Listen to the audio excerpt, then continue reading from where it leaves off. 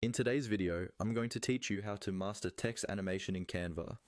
Text animation is a simple but powerful way to make your designs feel more dynamic and professional, whether you're creating social media posts, slideshow presentations, or short videos.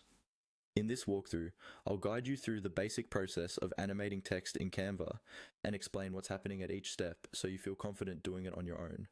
First, open your Canva design and make sure you already have some text on your page. This could be a title, a subtitle, or a short caption. Once your text is in place, click directly on the text box you want to animate.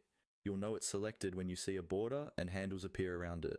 This step is important because Canva only shows you the animation options for the element you've actually selected. If you accidentally click outside the text box, the options you need may disappear, so just make sure that text is highlighted before moving on.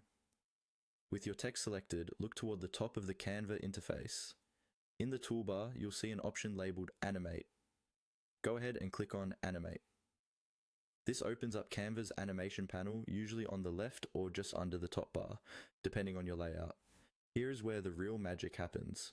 Inside the animation panel, Canva will show you a variety of animation styles. These might include simple movements like fade, rise or pan, and more energetic ones like bounce, typewriter, or stomp, depending on what's available in your account. Hover your mouse over any of these options and you'll see a live preview of how your text will move.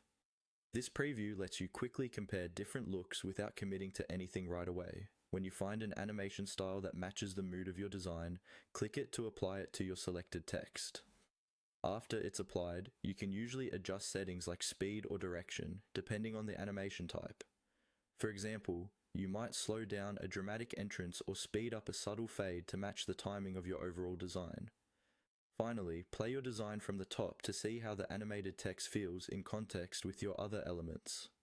If it feels too distracting, choose